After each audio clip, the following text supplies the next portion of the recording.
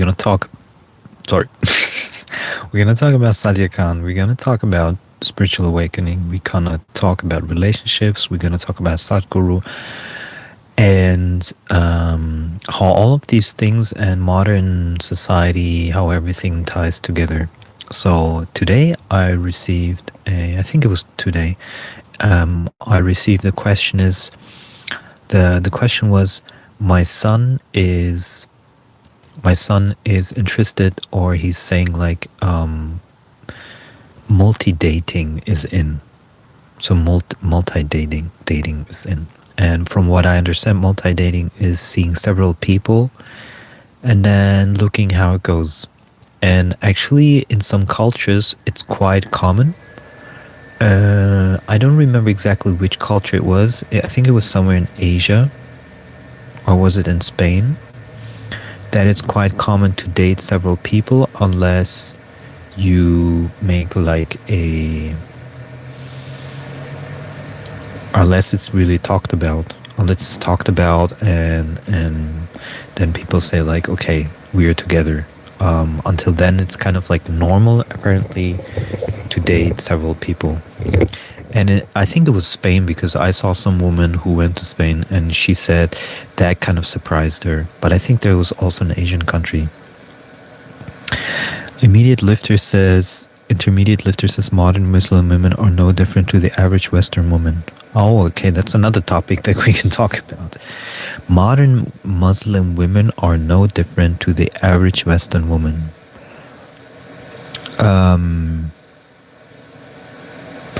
I think there are degrees to that.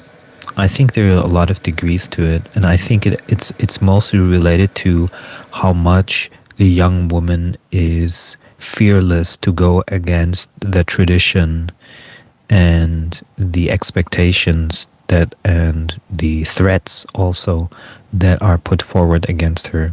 So I think that plays also a big role. And depending on how strong the fear and threats is and the real actual possibility of danger, she will extend into the Western kind of lifestyle, depending on that. So if the parents allow, I'm sure she will be more flexible. If the parents don't allow, I think it will be more difficult. I know Muslim school teacher had something going on with the student. Well, I think a lot of teachers have something with the students. It doesn't always come out, but obviously it's a common thing. Look at, for example, Macron's wife, in quotation marks. She had something with Macron when he was 15 years old, I think. So it is quite common in that way as well. I think there's a lot of stuff going on that shouldn't be going on. That's just human nature, and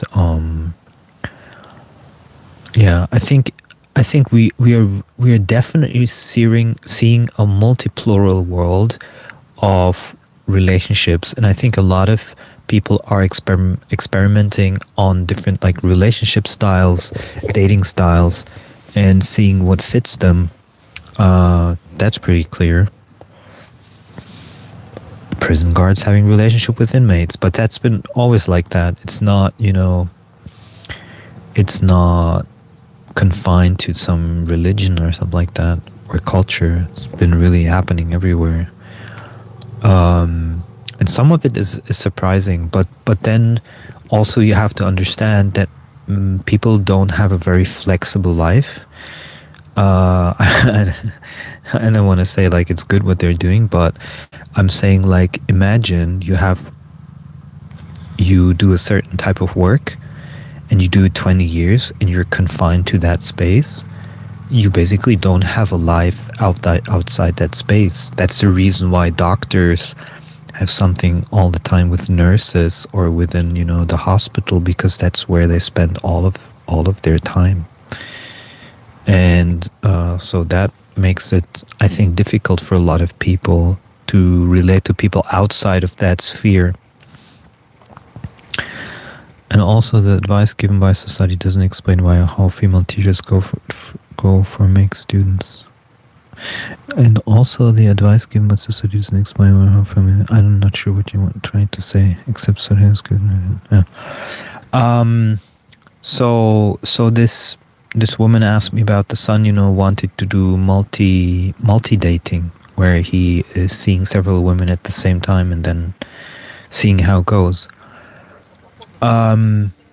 The interesting thing is, and I like to point this out, is that in all of Europe, in North America, STDs, so sexually transmitted diseases, are exploding among young women. And that tells you a lot. That statistic tells you more than anything else. And that's also a statistic that cannot be faked. So you see that, definitely some things are changing. And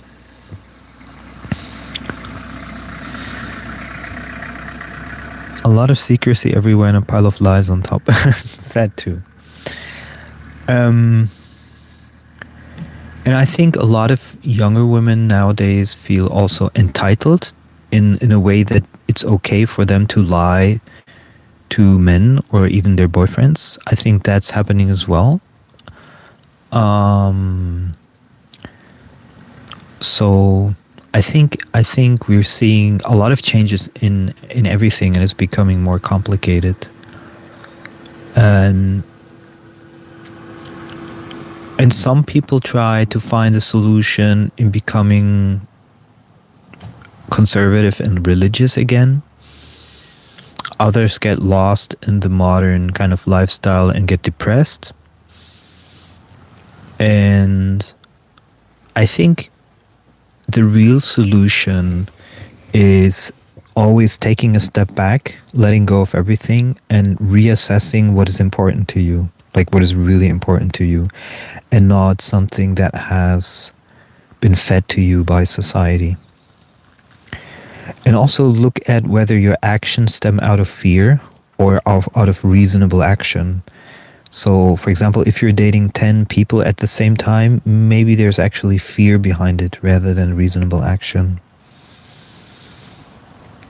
And it would be interesting to know if this kind of multi-dating thing, if that's becoming a trend among young people in general. I think it is. It would be interesting to have a statistic on that. So to see how many young people agree with the idea of dating several partners at the same time. There's definitely a trend towards polyamory also in some young people, where it's becoming more flexible in terms of like who they're with and how they're with. But in the end, you never see them truly happy in anything that, in any of the relationships that they have. Superficially, they'll try to make it Instagrammable, but when you talk to them a little bit deeper, you see that they're not really happy. My own dating life, ha ha ha ha ha ha ha. Now that's an interesting thing. My own dating life. I have a non-existent dating life, and it has various reasons. Let me get into it. I'm very open to talking about anything. So I was 5 years single without sex. So I didn't meet anyone. I didn't have sex with anyone. I didn't have a partner. But I did 3 or 4 or 5, definitely 3 tantra sessions in that time with a little bit older women. So they were kind of like not in my age range, but so that, and then I met my last ex-girlfriend. She saw me on YouTube. Very beautiful girl, 27 years old. I was 45 at that time, and we met. Time flies. And she saw me on YouTube and she wanted to see me. I booked her a flight to France. I picked her up in Bordeaux, and then we spent, a week together. And then she flew back to Switzerland and she was like, "Oh, I miss you." And then she pretty quickly came back again. And then we didn't see each other for a couple of months. Then we saw each other again for a little bit. And that went on like 4 times, where we saw each other 4 times, and then we kind of saw, for whatever reason, that long distance is not something that we want, and she wanted to stay in Switzerland, and I wanted to keep doing van life, so we kind of broke it off. And since then, which has been like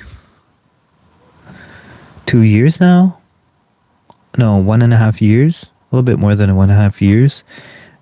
January last year, we when we broke off, I did meet a Colombian woman once, but she had children and was single, a single mom, but didn't really have any time, and we didn't really click.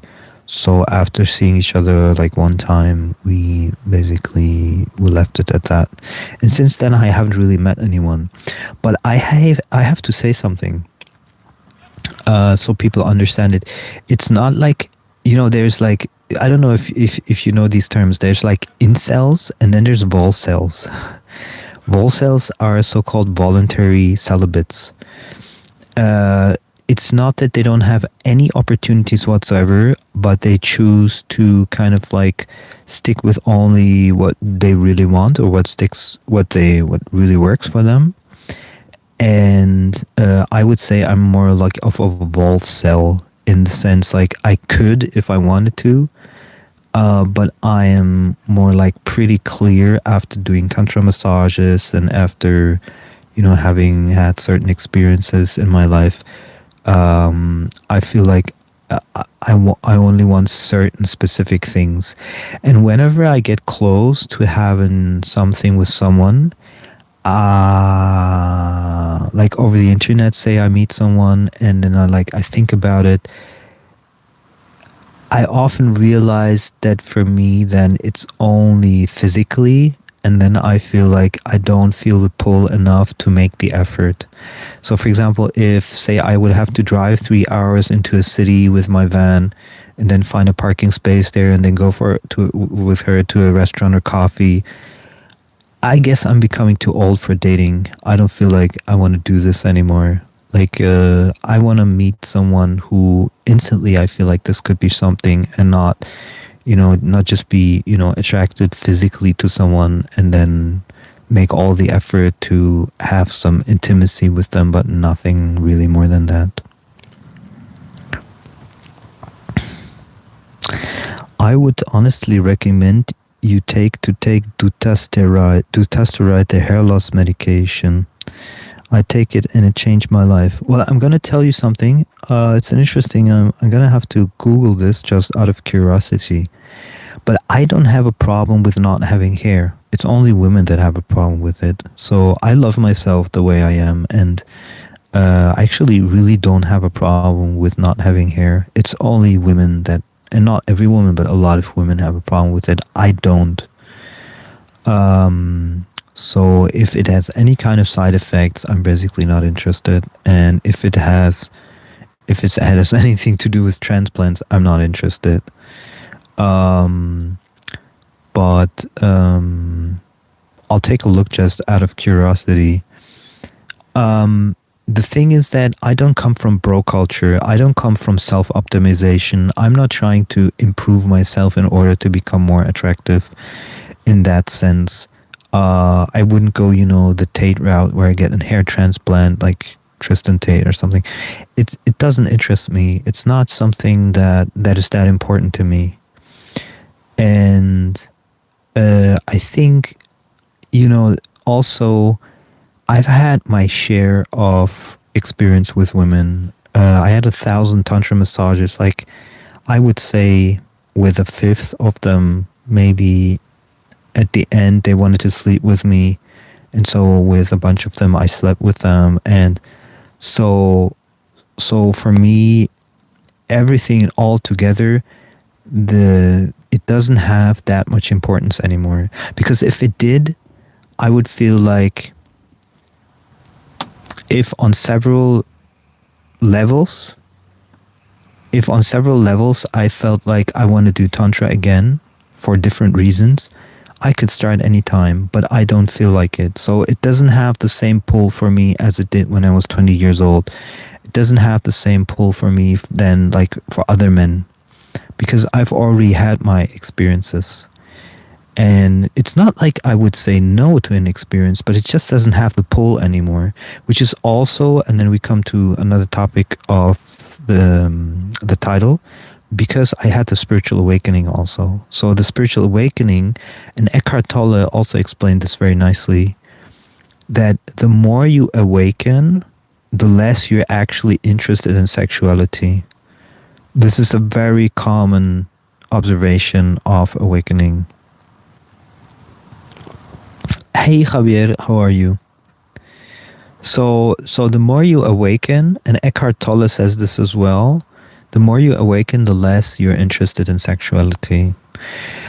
And actually, I want to talk about materialism and the idea of high value, low value. This is also completely goes away with spiritual awakening. So the idea of materialism completely vanishes. It doesn't mean that you don't like comfort. It doesn't mean that, there can be money, like Eckhart Tolle has money, and you can use that money for whatever you like.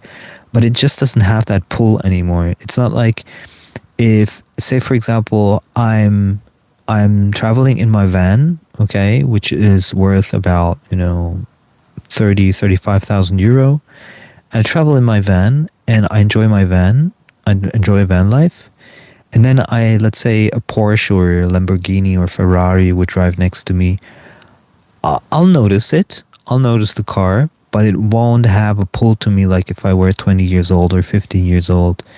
I won't be like, whoa, oh, awesome, cool. It's just, it barely registers, and I just recognize it like it has a nice design, and that's it. There's no like, oh, I want to have this, I want to drive this, I want to like be cool with that or whatever. It's exactly the opposite. I'm so happy with my life that I'm like, I just recognize like, I wouldn't even trade the car. Like, if you gave me a car for say $500,000, like a sports car, but you would say, okay, you cannot sell it, you have to use it, and I would drive with my van next to it, I wouldn't trade it. I wouldn't. There's like, even if you gave me like extra money for, hotels and apartments, I really enjoy what I'm doing. So, and that's part of spiritual awakening. And it's also connected with the moment that you lose fear from spiritual awakening, the more you just follow your kind of like soul plan and your joy. And that makes it so much easier to do things that you really like. And for me, I picked this for the moment, and it's fantastic. Yeah, the weather is really good at the moment. So it's almost too hot during the day still. But I have to see a friend. She's waiting for me, and I would have to drive tomorrow up until like further than Bilbao. And I don't know if I want to drive tomorrow this far.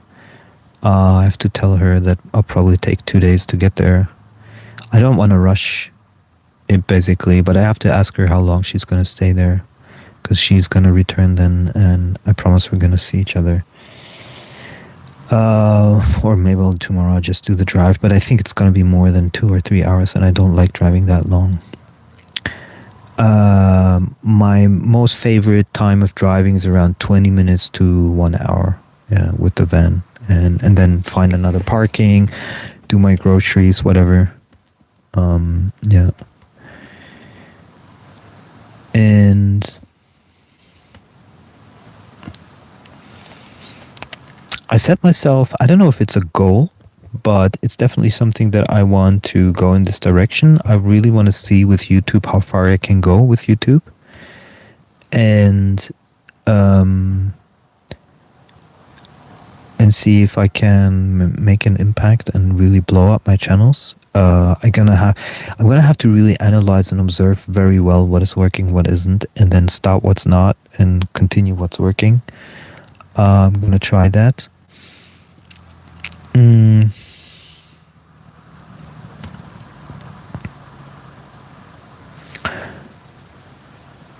I think that I always say that a lot of men are not aware of how young women changed. And I think that there's very few cultures in which women stayed the same as they were before, like 20 years ago. And I think men need to be hyper aware of this, because I don't think men change that much. There's a lot of blame shifting on men. Like, they changed so much and they're not men anymore, they're not masculine enough anymore. Honestly, I don't see it that way. They might not have as many muscles, but I don't see them much less muscular in general. I'm pretty sure there is like very feminine and very masculine men out there equally. So I don't think this shift, the blame shifting onto men, I think is completely unfounded. I think what really shifted is the women. And actually, there is a statistic for it. Do you know this graph where it shows that more men have become slightly more conservative, but most women have radically become leftist? Do you know this graph? I would have to pull it up, but it's for social dynamic research. It's become pretty common, this graph, to look at it. So basically, I'm gonna say it again.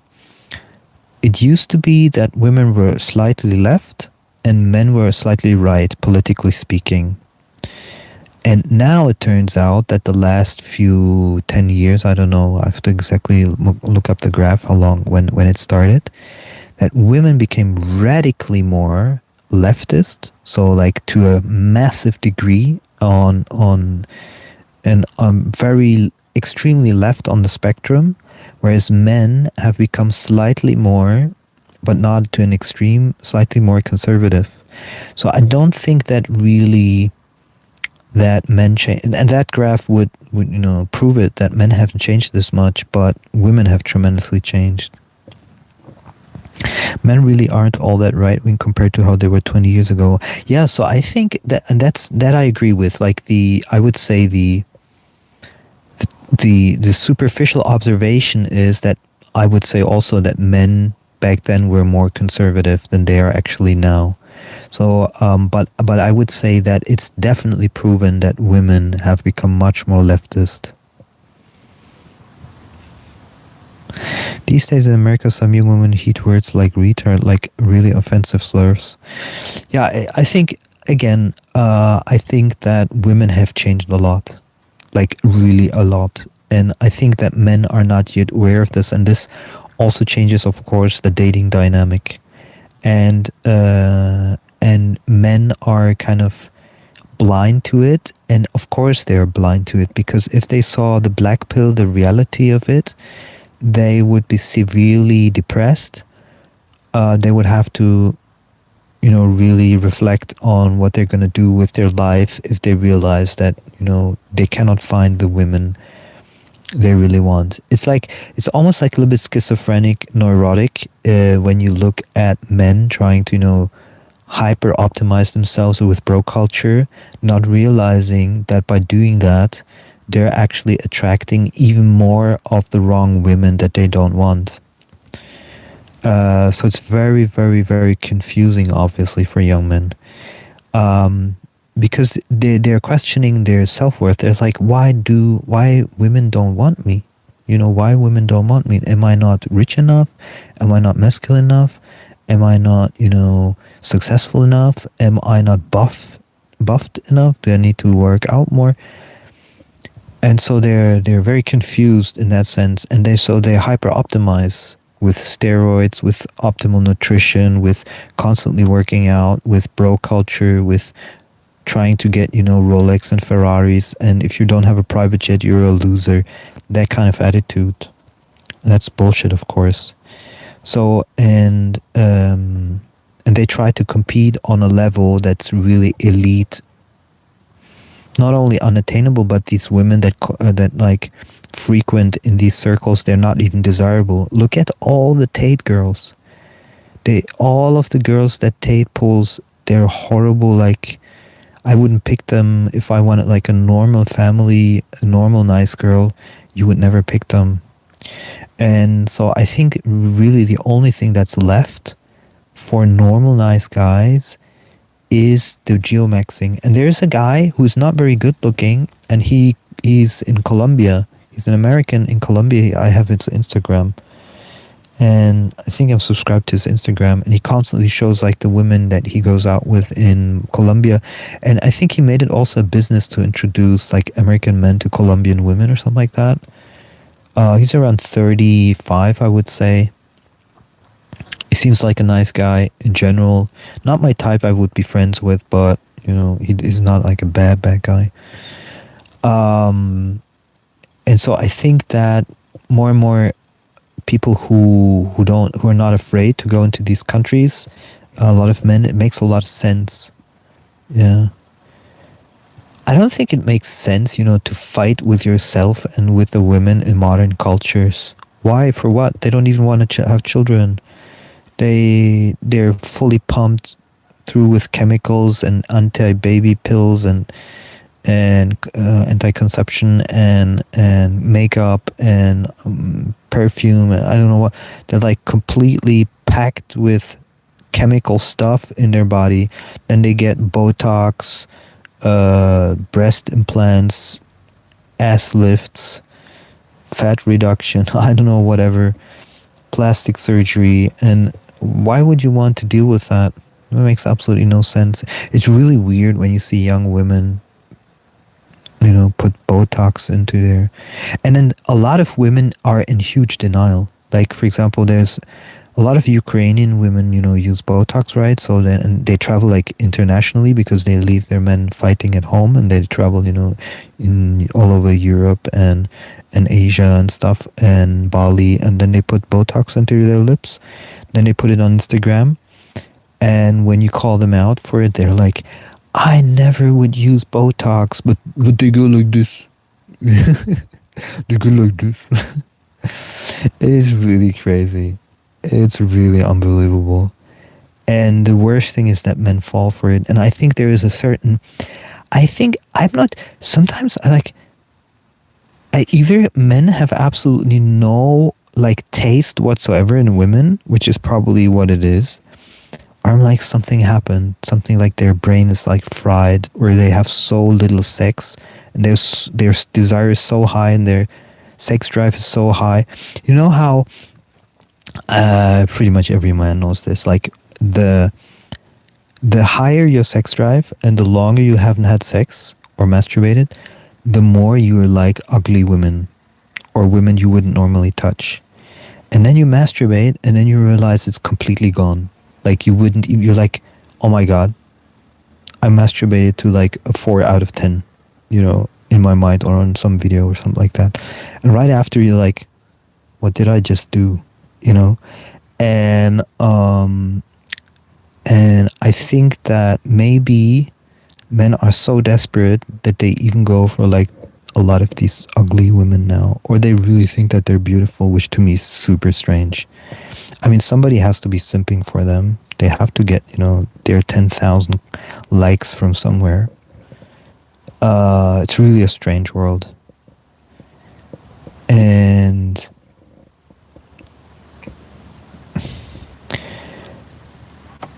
I also found it strange how many women nowadays are interested in tattoos, and a lot of women, they would get a lot of them if they had the money.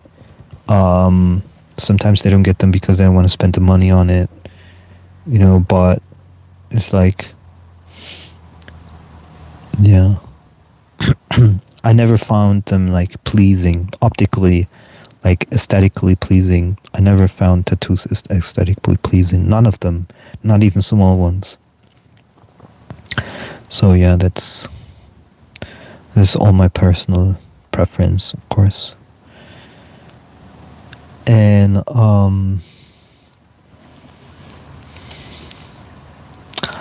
I don't think Sadia Khan has a tattoo. I don't think she does. Not a visible one, at least. There's some stuff going around which I don't like, because some people are like, oh, she was an escort. But I'm like, there's absolutely no proof of that. Like, and you will ask, and there's like, well, what else is she gonna be if she takes, you know, 8,000 per hour? and like that's not proof of anything.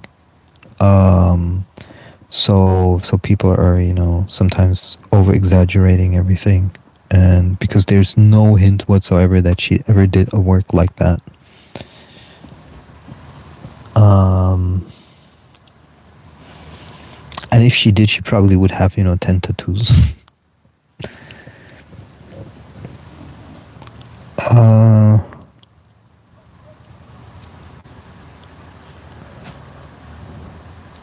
yeah, coming back to relationships, I think for men like me, the best thing is geomaxing. Is just to say, okay, I'm gonna go into a culture which much better fits me, what I want, and where the women see it the same way that I do. And I don't. There's a lot of hate going around where people try to criticize you for that kind of thing. I think that's a huge mistake. I think that you can only criticize people like when you know something about them personally, but to, for example, criticize the whole of, let's say, Philippines and say Asian women only want this because of that, it's just not true. Out of your curiosity, what is your read analysis of Emmanuel Macron and his wife Brigitte Macron? Well, I could make a video about it. It's actually a good idea. Really good idea. I don't believe she's a woman.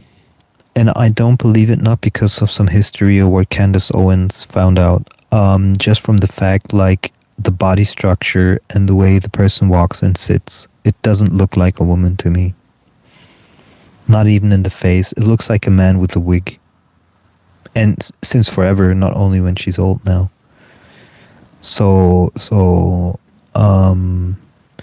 And he seems to be, to me,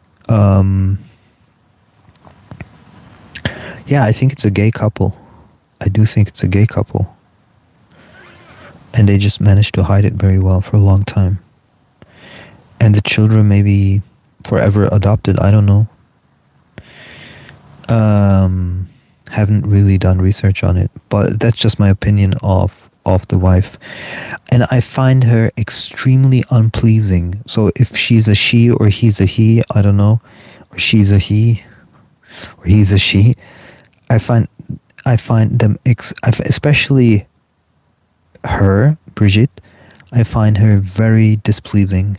Very displeasing. I wouldn't want to know her. With Macron, he seems like a boy still. He seems like he never really grew up. He seems like...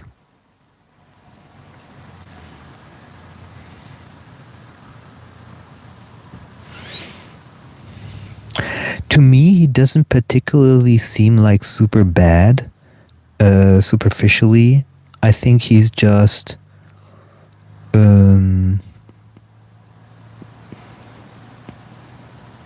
I think he can be false. Say one thing to you in the face and do something else. Kind of like... I know just the German word for it. It's kind of like behind your back. Kind of like do stuff. I think he's that kind of guy. But I don't think he's like... I don't think, for example, he would do it to friends. He's not that kind of bad. But on a political level, I could imagine he does it. Professionally.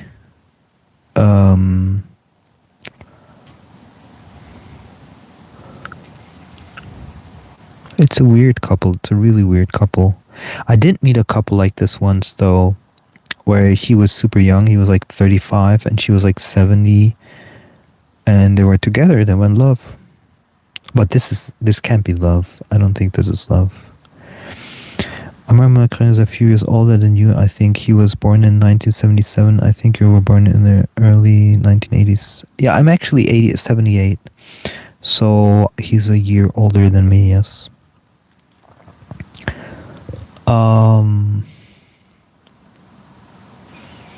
I never thought about him much. I always saw him just like a banker, politician, who I never understood how he got to power. I think a lot of politicians come to power because they're the better they seem the better alternative than to someone else, not necessarily because they're themselves really good. He doesn't seem like a powerful person.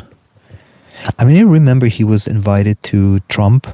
He was boasting like how cool France now is, how powerful it is, and then he said, "Oh, when I come over to Trump, I'm gonna, tell him the terms of how we want everything to be."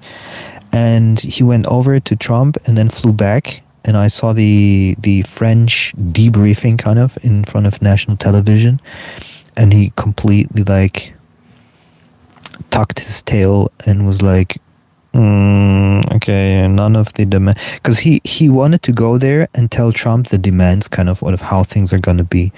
And then when he came back and tucked the tail between the legs, none of the stuff that he went over to the US to, that's a couple of years ago, none of his demands basically put on the table. So, and I'm pretty sure Trump just obliterated him. That was in the first term. Okay, December. December is, wait, isn't December...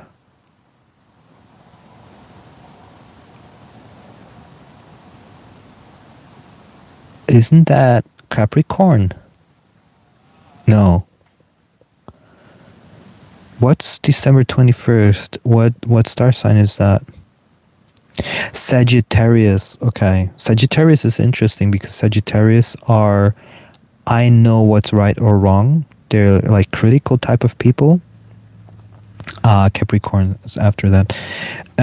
Sagittarius people are like, they can be critical because they think that they know what's right or wrong. They have a very strong sense of that.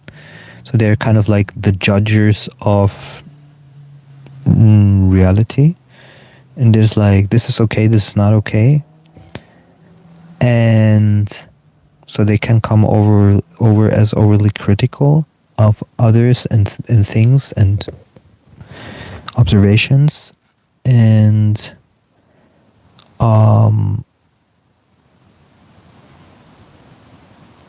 but I think they're also good supporters. They'll like stand behind you as long as you're within their framework of what's right. Yeah. They're good like as teachers, trainers, politicians, judges, lawyers. I'm a Capricorn. My first memories in life were from Manila, Philippines in the 1980s. Okay. A Capricorn, they're tough. They're really tough. Like they have something in their mind, and that's the only thing they have in their mind. It's like stubborn. 1990s, yes. Where's my mouse? Here's my mouse. And I'm realizing now that going live on this channel is actually not working yet. I think I have to wait for the 1,000 subscribers.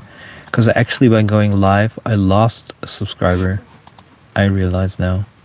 Because I was curious now by going live if I gained any more subscribers. Yeah, I think I have to stop with going live because it takes a lot of time and it's not really efficient if I want to like blow up a lot. But it's interesting because some people, like for example Candace Owens, she streams and she gets like 1.1 million views, but I think that's because she already blew up with other content, so it's like different. And I don't know, I'm not the type of person, I'm not very interested in politics. So the thing that, and on YouTube people love politics. Across different channels I see that, but I cannot speak about politics every day. And Candace Owens is really good in that. She seems to enjoy it. I don't. So I need to figure out, I can do reaction videos on like spiritual people. That works. Okay, so I'm gonna go offline and I'll have to think about what I'll do next. or maybe just chill. Maybe I'll take a day off and just reset.